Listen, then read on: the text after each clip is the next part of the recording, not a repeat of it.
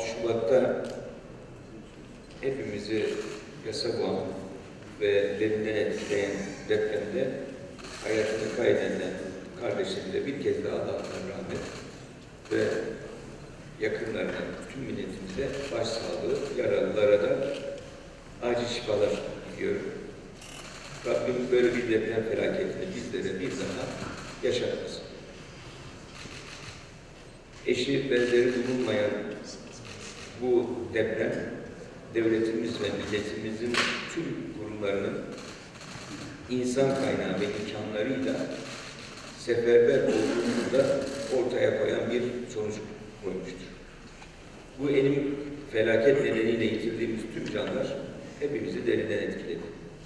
Mekanları cennete inşallah. Ancak depremzede vatandaşlarımızın yaralarını hızla sarmak, maddi kayıplarını çok daha iyileriyle telafi etmek için canla başla çalışmaya devam ediyoruz. Battal Gazi Destanı'nın yazıldığı kadim şehrimiz Malatya'mızı depremden etkilenen diğer illerimizle birlikte devlet, millet el ele vererek inşallah en kısa sürede ayağa kaldıracağız. Sayın Cumhurbaşkanımızın liderliğinde nasıl ki bugüne kadar milletçe karşılaştığımız bütün afetleri ve bütün zorlukları birlik içinde aşmayı bildiysek, gene milletimizin iradesi, inancı ve dayanışmasıyla bunu bir kez daha başaracağız. Kimsenin kuşkusu olmasın. Gece gündüz yorulmadan çalışarak yıkılan tüm ev kısa bir süre içerisinde çok daha güvenli olacak şekilde vatandaşlarımıza teslim edeceğiz. Yatay mimariye uygun olarak tasarlanan bu yerleşim yerleri altyapısıyla, okuluyla, sağlık merkeziyle, camisiyle, çarşısıyla, parkıyla vatandaşlarımızın tüm ihtiyaçlarını en iyi şekilde karşılayan yaşam alanları olacaktır. Bugün Urfa'da Çevre ve Şehircilik İklim Bakanlığı, İklim Değişikliği Bakanımızla yeni konut inşası ve kentsel dönüşümleme çalışmalarımızı orada da il bazında ortaya koyduk ve ilçe ilçe her alanı inceleyerek iyi bir Urfa'ya yarayacak sonuç elde ettik. İnşallah beğeneceğiz. Aynı şekilde Çevre Şehircilik ve İklim Değişikliği Bakanımız oradan Diyarbakır'da aynı çalışmaları yapıyor ve 11 ildeki tüm bu çalışma hızlı bir şekilde inşallah detaylanmış olacak. Bizler de gerekli finansmanın gerek Çevre ve Şehircilik Bakanlığı'na, gerekse de tüm bakanlıklarımıza hazine olarak üzerimize düşen yükü sağlayacağımızı da biliyoruz.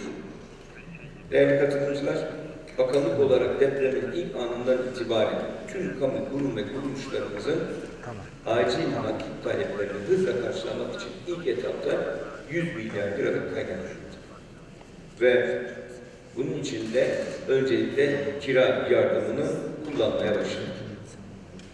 Hepimizi sarsan bu büyük felaketin yüreğimizi dağlayan can kayıplarına yol açmasının yanı sıra bütçemize de ek bir maliyet getireceği malumunuzdur. Ancak attığımız adımlar sayesinde ekonomimiz bu felaketin üstesinden gelecek güce sahiptir. Türkiye 2022 yılında elde ettiğimiz %5,6 büyüme oranıyla dünyada en yüksek büyüme gerçekleştirmeyi başaran ülkelerden bir konumdadır. Bu güçlü büyüme performansımızın oluşturduğu mali imkanlar sayesinde vatandaşlarımıza daha önce sözünü verdiğimiz EYT'yi uygulamaya koyduk. Tüm emeklilerimize tekrar hayırlı olsun. Deprem felaketinden kaynaklanan hasarları da telafi edecek güçlü bir mali yapıya sahibiz. EYT'nin iş dünyası üzerindeki yükünü hafifletmek için daha önce açıkladığımız hazine destekli KGF paketinin de EYT kapsamındaki kıdem tazminatı kefayet hacmini 25 milyar liradan 50 milyar liraya çıkartıyoruz.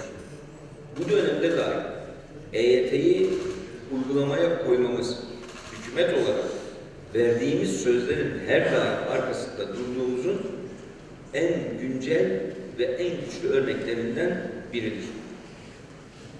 bütçe imkanlarımıza ilave olarak şehirlerimizi hızla ayağa kaldırmak amacıyla Afet Yeniden İmar Fonu'nu da kuruyoruz. Bu fon ile şehirlerimizin yeniden imarına yönelik kaynakları artıracak ve depremin ekonomimiz üzerindeki negatif etkilerini en asgari düzeyde tutmuş olacağız. Depremler nedeniyle bu yılın ilk çeyreğinde büyümemizin sınırlı miktarda olumsuz etkilenme ihtimali olsa da yılın kalanında kademeli olarak toparlanmasını da bekliyoruz. Devreye alacağımız ek önlemlerle depremin 2023 yılı gayri safi yurt içi hasılası içerisindeki büyümesinde olumsuz etkilerini de telafi etmiş olacağız.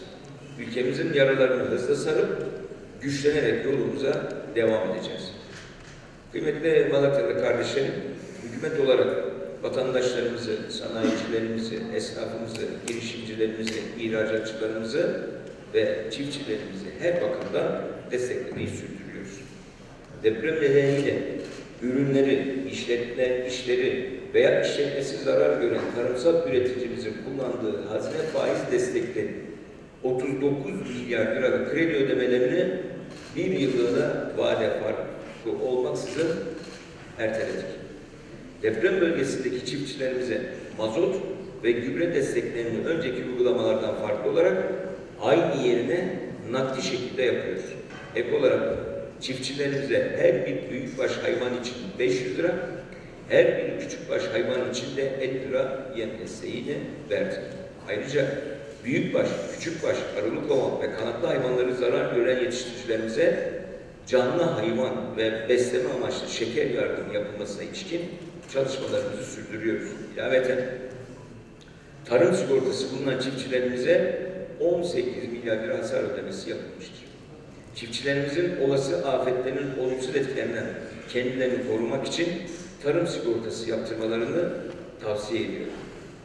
Konut tarafındaki sigortacılıkta ise bildiğiniz gibi depremlerin ardından sigortalılarımızın itibarını koruyor ve ihbarını dahi beklemeden ilk 24 saatten başlayarak acil yıkılacak ve ağır hasarlı binaların tazminat ödemelerini gerçekleştirmeye de başladı.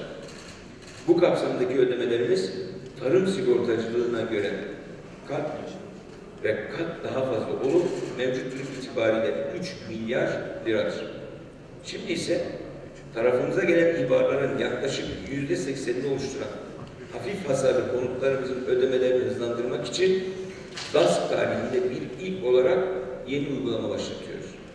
Bu uygulamayla E-Devlet üzerinden kolayca alabilecekleri hasar belgelerini DASK'a web sitesi üzerinden ileten sigortalılarımıza 72 saat içinde hasar ödemeleri gerçekleştirilecektir. Değerli dostlarımız, deprem sürecinde iş kaybına uğrayan vatandaşlarımızın da haklarını gözetiyoruz. Sigortalarımızın çalışma hayatından uzak kalabileceği bu geçici dönemde bölgesel kriz sebebiyle kısa çalışma ödeneği başvurularının kabulüne başladık ve iş aktifesini yasakladık. Ayrıca olağanüstü hal ilan edilen illerde kısa çalışma ödeneği şartlarını sağlayamayan kişilere ise nakdi ücret desteği vereceğiz. Esnafımızı bugüne kadar nasıl her daim desteklediysek afet sonrasında da yanlarında olmaya devam ediyoruz. Deprem felaketinden etkilenen bölgelerimizdeki kadın kooperatiflerine yönelik can suyu kredi destek paketini de hayata geçirdik.